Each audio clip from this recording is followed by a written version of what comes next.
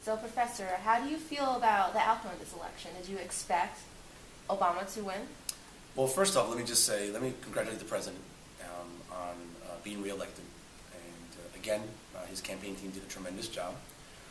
And that's where I'll leave it. That's where I'll leave the pleasantries. In terms of, to your question, I was very surprised.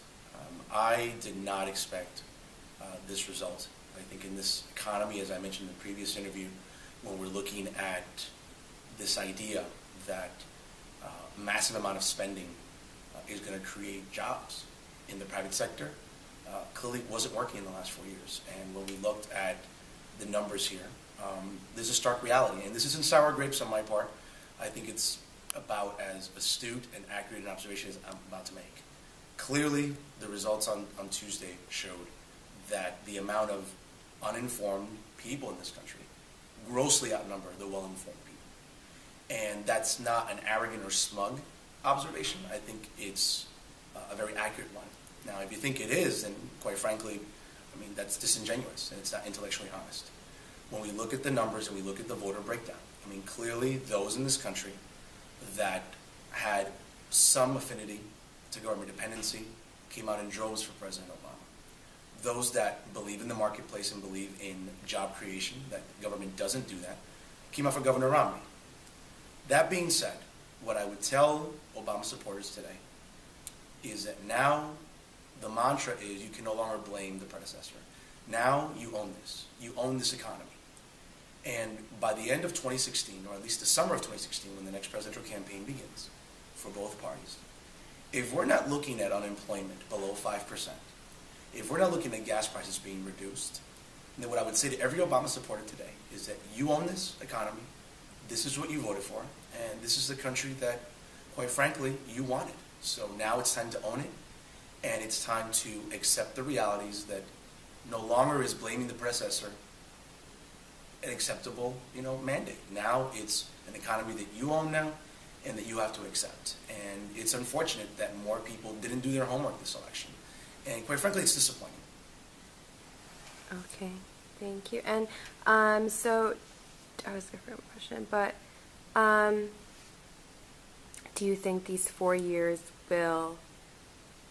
he will actually accomplish things? Because he's been saying that he needs 4 more years he said that he couldn't do everything in the past 4 years. So do you think he will actually accomplish everything in the 4 years to come? Well, I mean, he's going to have the same legislative presence with the Republican Party controlling the House and the Democrat Party controlling the Senate.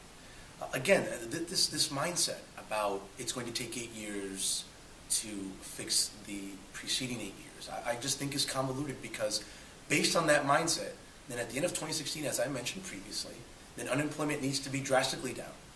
And right now, the way the economy is shaping, listen, is it any coincidence that the day after the election, the stock market plunged 313 points? I mean, is that any coincidence there? I don't think so. Now, is that racist? I don't think so either. I think it's a reflection of the fact that consumer and economic confidence in this administration is weak. And as I mentioned previously, by the end of the second term, if we're not seeing unemployment drastically down after whatever type of programs are going to be implemented, if we're not seeing gas prices being reduced significantly. See, understand something. When we look at gas prices, especially in the wake of Hurricane Sandy, when we saw incidents of price gouging, when we saw a shortage of gasoline, understand that there's this philosophy that we need to get away from gas and oil. And, the reality is that a large portion of our economy functions on oil, whether it's transportation, the goods of services, either through cargo, via airplanes, or even on land. We still are very reliant on oil. And if we're not trying to remove our dependency on foreign oil and either drill domestically, we're going to still be at the mercy of this foreign entity, whether it's in the Middle East, whether it's in Brazil, where we try to obtain oil internationally. And, we need to remove this dependency. And again, based on the economic policies of the previous 4 years, again, with unemployment still over 8%, we're looking at gas prices approaching $4. I don't see this as any remedy. Now, yes, there needs to be some sort of bipartisan unity now between both parties. I think the legislature at the federal level and the president need to work together to get this economy moving. And quite frankly, if it doesn't, at the end of 2016, we're going to have a very flawed legacy. And to every Obama supporter watching this, what I will say to you is that, again, you own it now. This economy is yours. This is what you wanted.